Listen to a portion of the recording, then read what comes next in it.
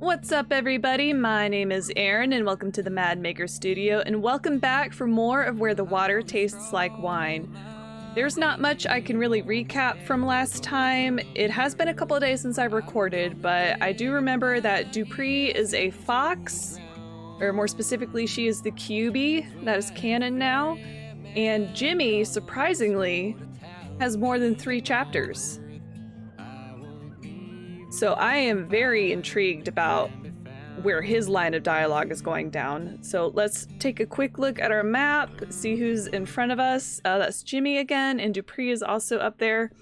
But do we want to see them so soon after the last episode? Or should we try to wander around this big old great country and see if we can pick up any stories we may have missed beforehand? Okay, I do not need to stop at the stat boost house. We've got sleep, money, and health, which is awesome. That could only translate to real life. That'd be great. Okay, so maybe we work our way up to where Shaw is. We haven't seen him in a while, and I really do like talking to him.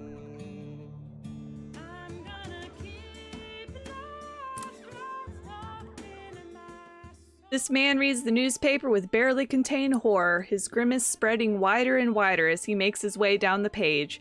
Suddenly, his frown cracks into something with a little more amazement in it. "Whoa," he says. "What's the matter?" He reads out a story about the gunfire that fills the streets of Chicago all day and night. You're shocked. It's the story of the killers on the streets, but with some bits changed. "Do you think this really happened?" he asks. "It's all made up, or..." "Oh, yes." He shrugs. "Sounds like nonsense to me for sure," he says. "Stuff they print these days. Whew." Move on.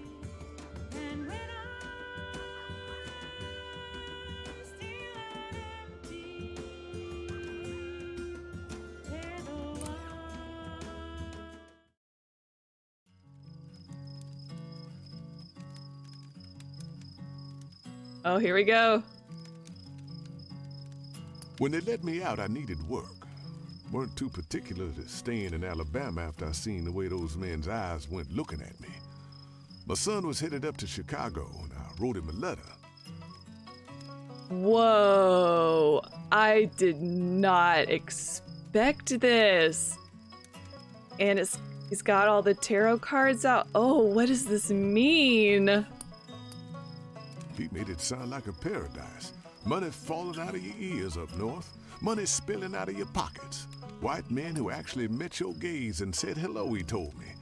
And at that, I laughed. As I made my way to Chicago, I felt a bit like Moses, if I'm honest. I felt as if the country was splitting to make a path for me. A path to a new life. You got any good happy stories? Where things work out for someone, maybe? I sure do.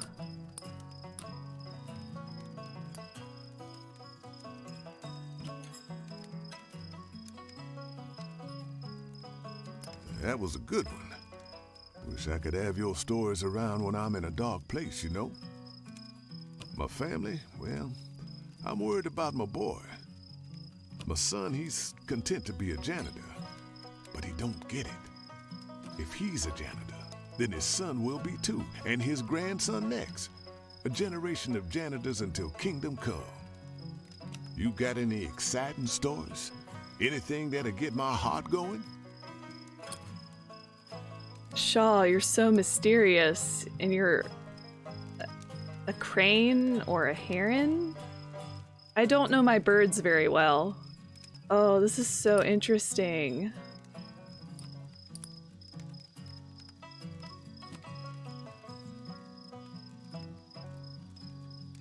Now that's a story to keep a man on the edge of his seat. Bondage.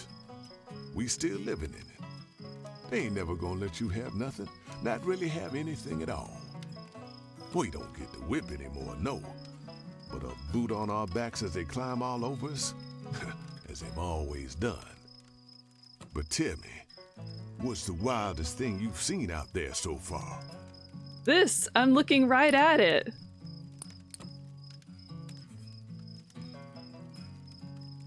I don't think I've told this story before, so I'm gonna go with that.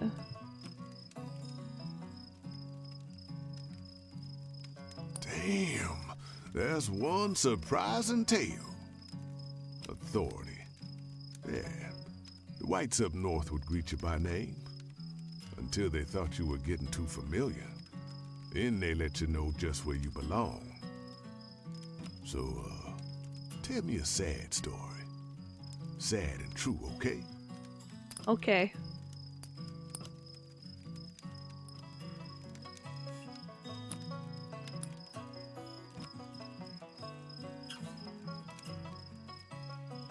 Body and soul. They say we all free now. I don't know about that. But anyway, now I feel like hearing a hopeful story. Got any of those? Okay, so I've been thinking about this story a lot. The little girl who had the wheelbarrow with the cryptid in it that we never saw. I'm thinking this would be in the vein of a hopeful story. I don't remember if I told it to anyone before, but we're going to cross our fingers and hope it works out. Let's see.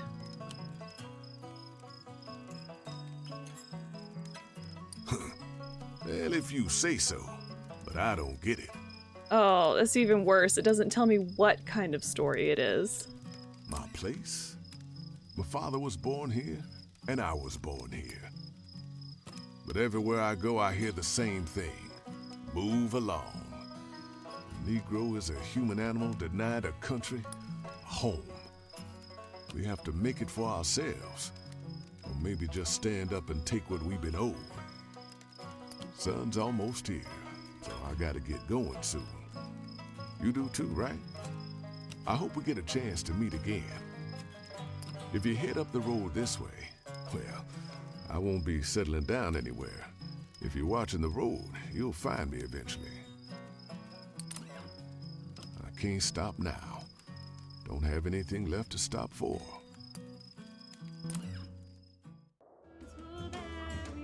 Oh, Shaw. And he's right up there, but we're not going to go see him back to back.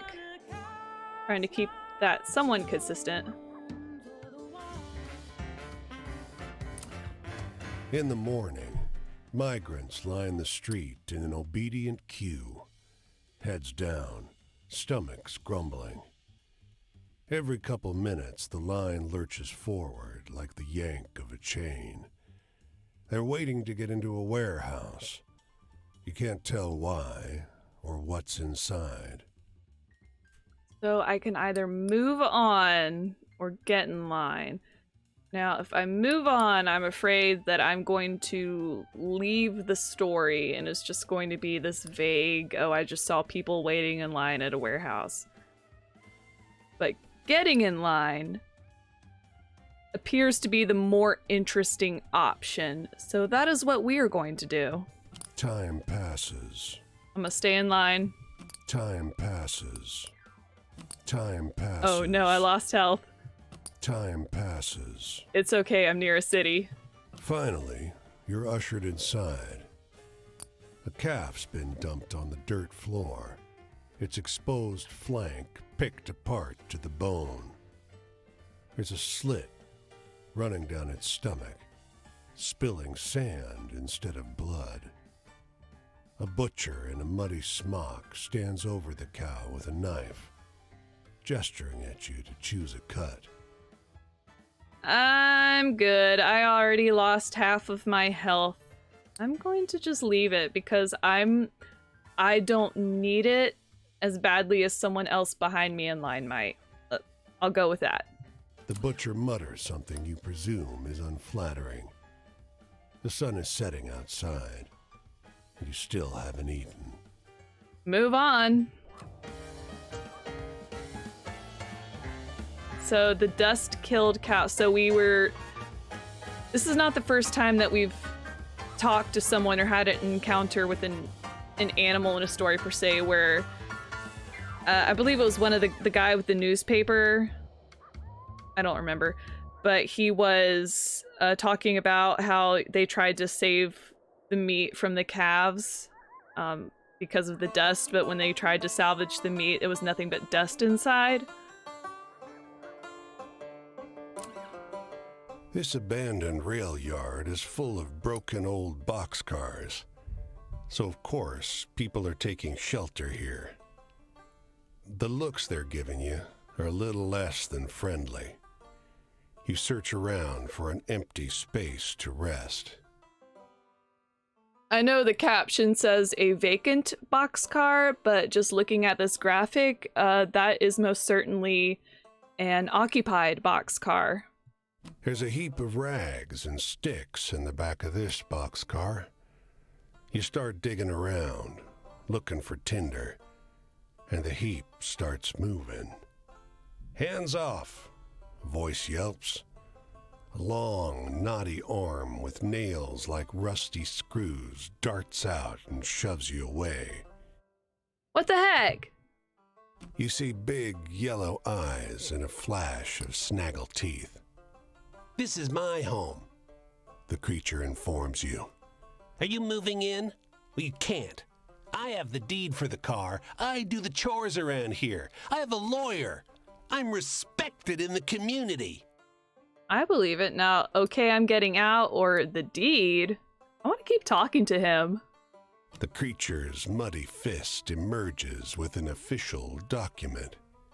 The actual deed for the property. There's even a clause describing the boxcar itself, rust and all.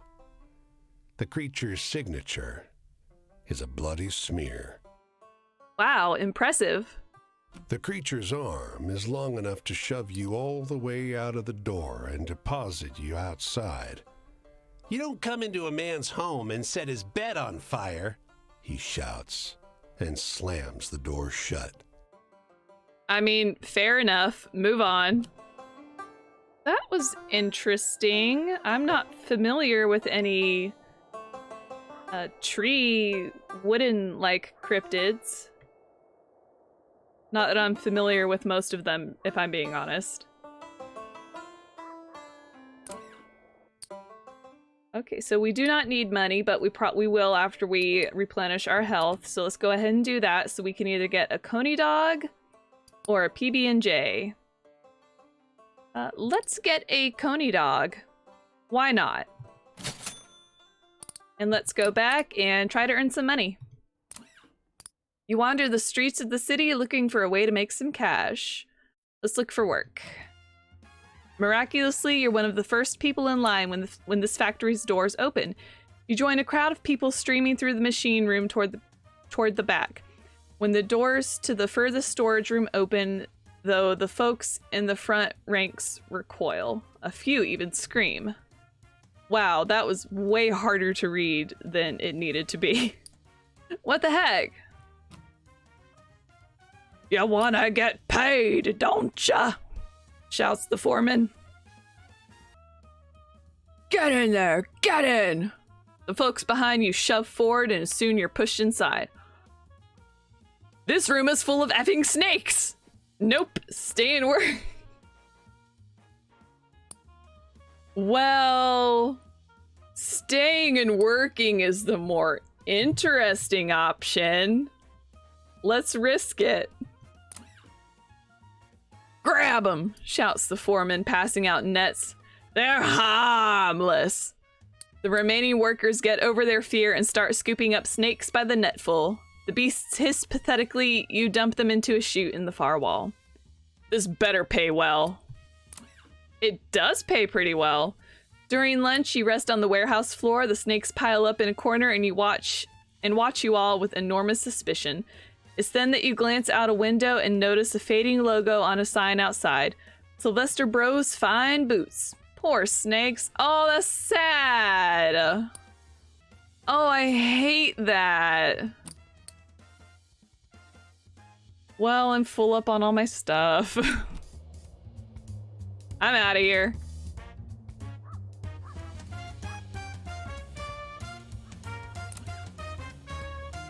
Across the street from this bar, a man in full uniform stares fixedly at the horizon. The older guys on the porch are watching him with an expression you read as deep distaste. What's the matter?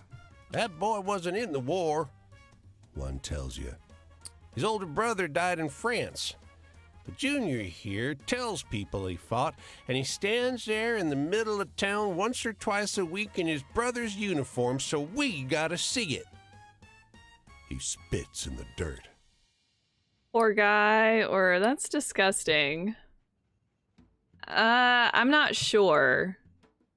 I wouldn't go as far as to say, ew, that's just gross, that's disgusting, but, because, you know, people grieve in their own way. It is kind of, you know, it's not great that he's, you know, trying to take some credit for service. And it's kind of weird that he would just stand in the middle of the town unprompted. I don't know. Sure, it's disgusting. You're damn right. It's crime, I think, the old man says. Cups his hands around his mouth and shouts, "Hey, Junior, go fuck yourself." Wow, that escalated. Hey, wait.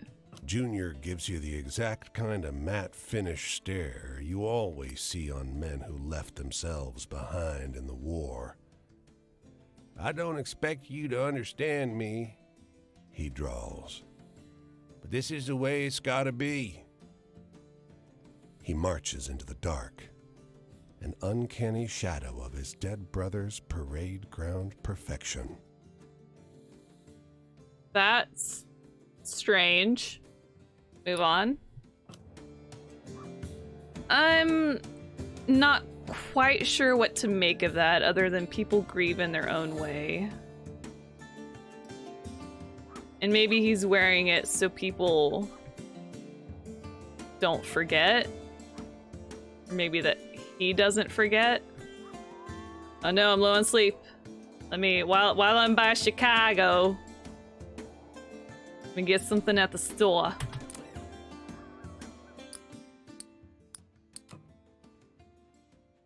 So I don't want to meet Mr. Wolf anytime soon, you dig? So we can either get, oh, root beer is our only option for sleep. All right, well, I am always down for a good frosty root beer. Whoop.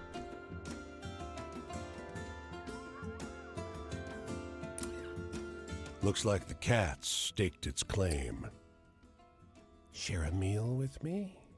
it asks, swinging tail brushing the corpse. He's still partly fresh. It has been a while since you last ate. It's a horse, though. As much as I would love to spend time with this cat and share a meal with it, eat, decline. I'm gonna say no. "I was just being polite," the cat snaps. "You don't deserve him anyway. You have to love him to deserve him." Wow, okay.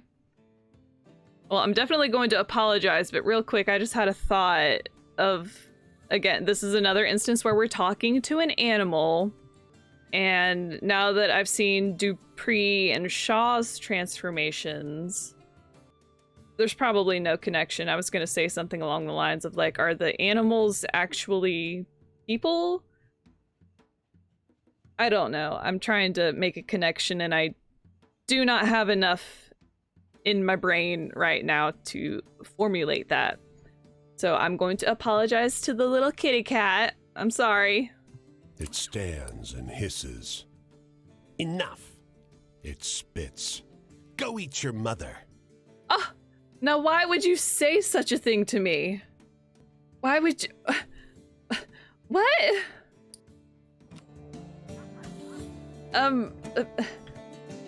What? Did you guys get any of that?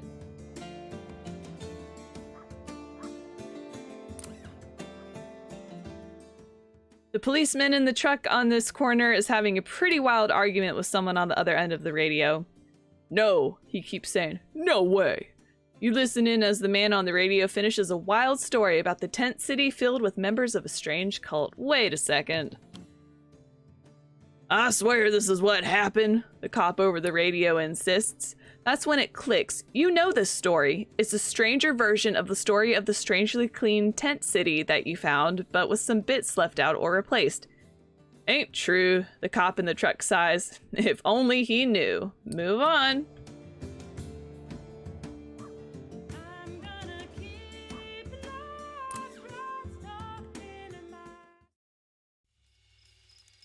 All right, Cassidy, come at me. Looks like I'm still me and you're still you. Okay, so like Jimmy, he did not undergo a transformation in Chapter 3. Interesting. Gonna tuck that away. A pity, isn't it? To be stuck with ourselves like this. All this wandering and I couldn't escape the one thing I wanted to be away from more than anything else. I suppose that in the end, we all have to settle down inside ourselves. But I don't want to be the way I am now. If I could, I'd live inside the past. Inside the time Silas and I had together. Back on the road together, forever. Sometimes I want to hear a sadness that resonates with my own. Do you know any stories like that? Well, let's go with the one that I just picked up with the young man who wore his dead brother's uniform.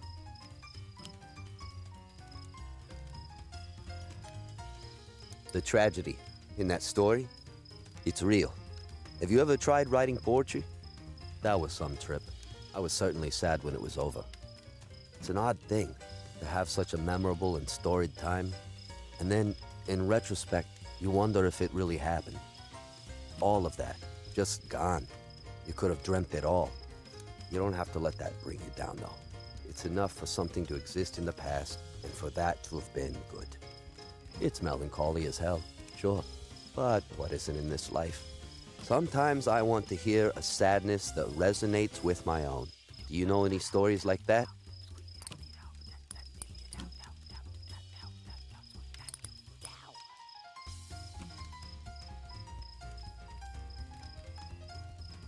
That one was like getting locked out in the cold with nothing but your sorrow.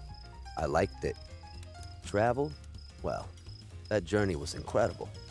We went from San Francisco all the way to Albany on that trip. It took us about a month. We didn't rush. Silas isn't an outgoing person, nor is he particularly tall or commanding, but something about him makes everyone want him to like them. It meant people were always chatting him up, giving him good information, letting us know about places to stay. Those same people would look me up and down, then go back to talking to him. Sometimes I want to hear a sadness that resonates with my own. Do you know any stories like that? Oh, he wants all the sad stories this time.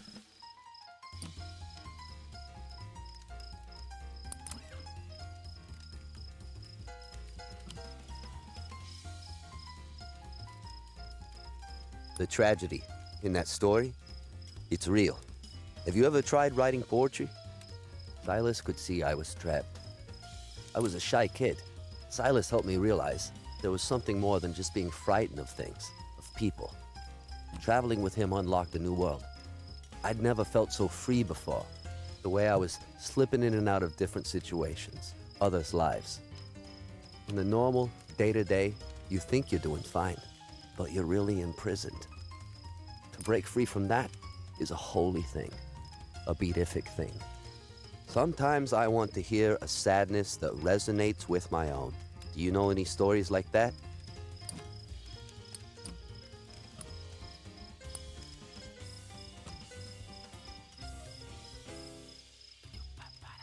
I don't think I'm in the intended audience for that joke. Okay, so Wheelbarrow Girl is a funny story. Okay. This country, I don't think it feels the same way to me now that it did when Silas and I first traveled together. After a while, you hear so many sad stories. The tales start to blend into each other. It's all part of the texture of the country, the grand story. But when you experience it all, one thing after another like that, their power wanes. People think it's sad but unremarkable. But that's why a writer like Silas is so important. He can take stories and place them inside the sacred space they deserve. Sometimes I want to hear a sadness that resonates with my own. Do you know any stories like that? I don't know. I think I'm running out of the sad stories. Here, let's talk about Ray.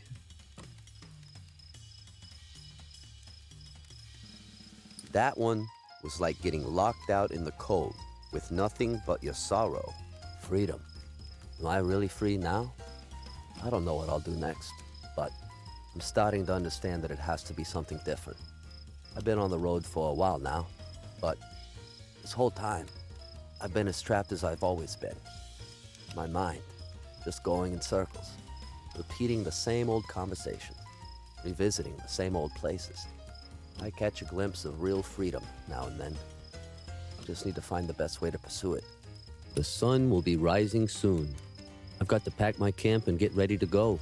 Up at dawn every day, thinking about how to get to the next town, how to eat, where to rest. It's like the trip I took with Silas, but I'm on my own this time. If your trip takes you out this way, we might meet again.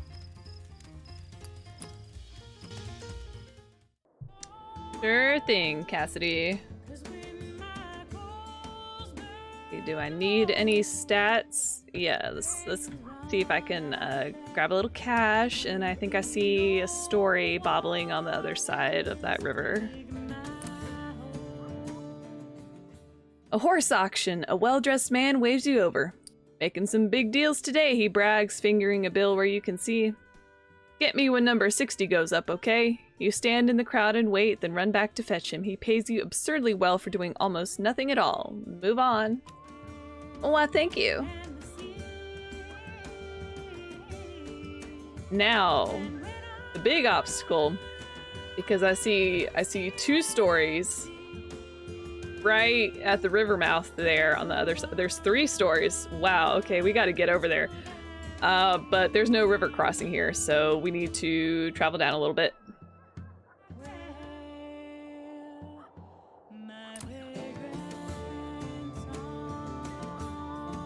Well, will you look at that? We came down here to find a river crossing, and we found another story.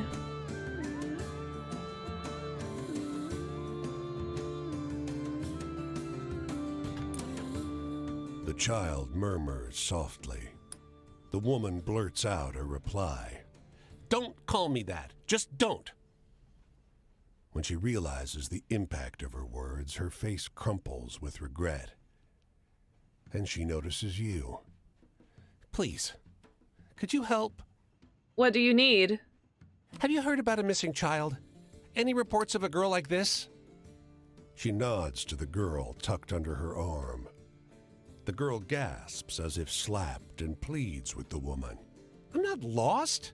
Why are you being like this? Oh dear. Okay, initial thought was this woman had just kidnapped this girl and was trying to see if there was any reports out.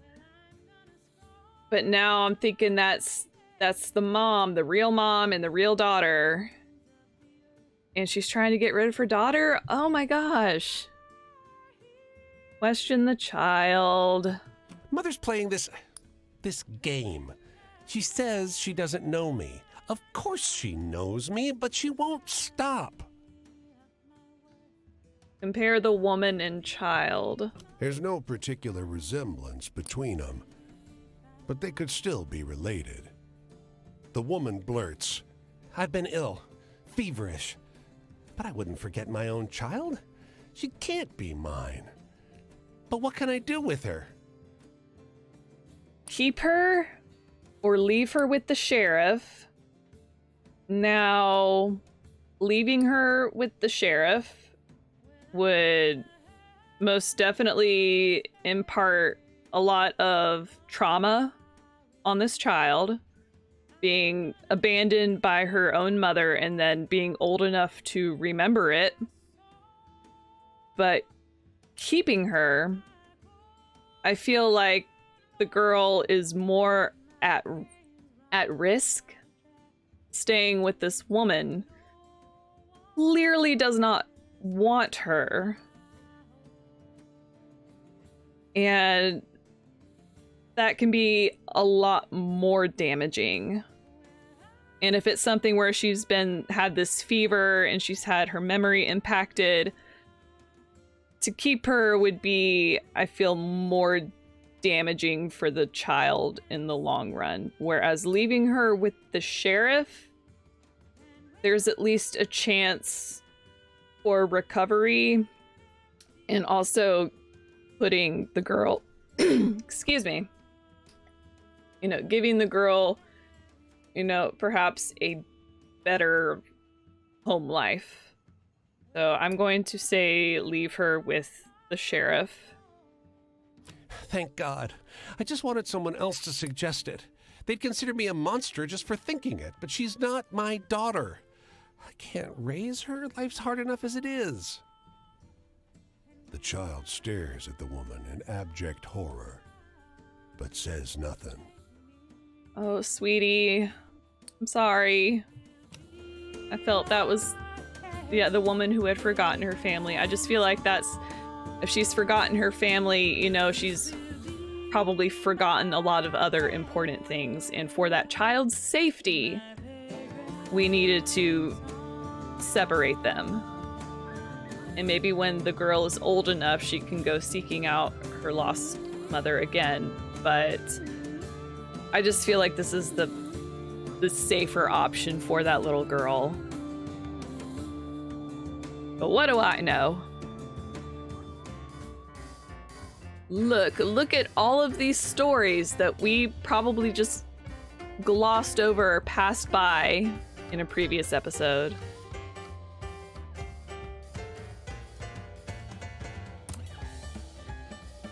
Outside this restaurant, a middle-aged man in a suit and a full clown makeup is gobbling down a sandwich. 2 tracks of silent tears have carved furrows through his makeup. What's the matter? He gulps hard. Tears start up at the corner of his eyes again. I'm gonna work for a traveling show. Are these happy tears? Performing in a circus? No, that's the problem. He pulls you into a drunken, one-armed hug and whispers, "He would only hire me as the manager of the clowns." His eyes are wild and unfocused. And God, these tears are real. I'm not good enough to perform, but they'll let me push paper. So, I'm sorry, that's awful, or won't you make more money? I feel like that's the making them more money is like a stab in his gut. Because money's not everything. If his passion is to perform, then he should be allowed to do that. So I'm going to sympathize with him and say, I'm sorry, that's awful. You're damn right. But God puts us on these paths for a reason, He's suddenly very earnest. He's up there, choosing whether or not I should clown. In his infinite wisdom, choosing no. He thinks for a moment. Bastard. Oh, no, honey, don't give up on your dreams.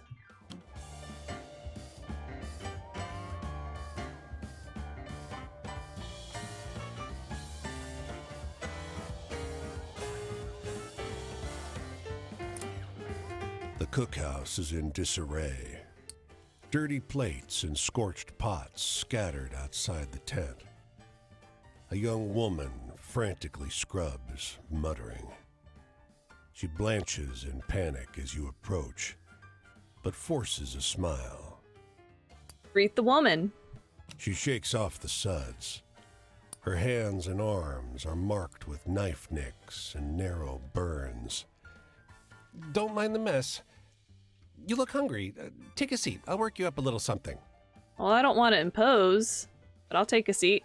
As you sit, her fire-tanned face cracks into a smile of relief. She steps into the tent, and there's the discordant clanking and hissing of a cook at work. She emerges with a plate, a blackened sludge of beans and sweaty gray meat. Eat. So I can either choke it down or, on second thought, she worked. She didn't have to do this for me, and now I feel bad. I'm going to choke it down and be polite. She watches intently as you force down the first mouthful. Suddenly, her eyes widen. I forgot your drink. Let me... But the fire flares inside the tent. No! She gasps, staggering inside. The fire blazes again, and the woman screams. Oh no, did by cooking something, did that set her tent on fire? The heat stings as you enter. The tent's a jumble of empty cans, and there's the stink of rotting vegetables and burning meat. Your host is gone.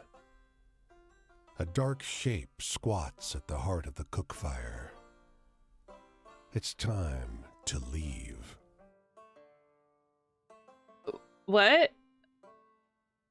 Did she put herself in the fire? Did she fall down? Oh, did I talk to another ghost? Because the meat and the vegetables were rotting. It's been there a while. Oh, she's a ghost. She died there. Move on. Did I lose my health? Surprisingly, no.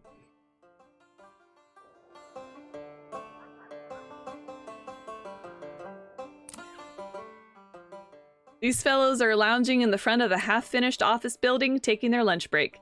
Hey, one calls, waving you down. Rick was telling us this story. Listen, okay? And you tell if it's BS or not. Sure. Rick, a credulous seaman fellow, starts telling you a story about the rich kid who hired 100 poor workers to dance a show for him. You realize it's the story of that imperious child asking people to dance for money, but changed in a few major ways, so it's definitely part BS, right, but also a little real? It's not BS, I was there, I saw him, he paid me. Half the group groans. How the hell is that supposed to be a real story? Exclaims the man who waved you down. Y'all are the most gullible pieces of shit I ever met.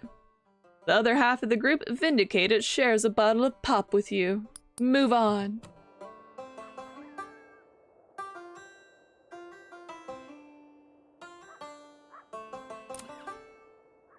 An old woman watches as you approach her bench. Oh, aren't you a good-looking one? She says. A broad smile creases her face. This is an excellent spot. Everyone passes me eventually. She pats the seat beside her. Join me for a moment. Sure. Sit beside her. She rests her head against your shoulder, as if you were old companions. Look. She runs a hand down your arm, points across a field to a lone tree silhouetted against the skyline. I think of myself as like that tree. She glances at you, waiting for a reaction.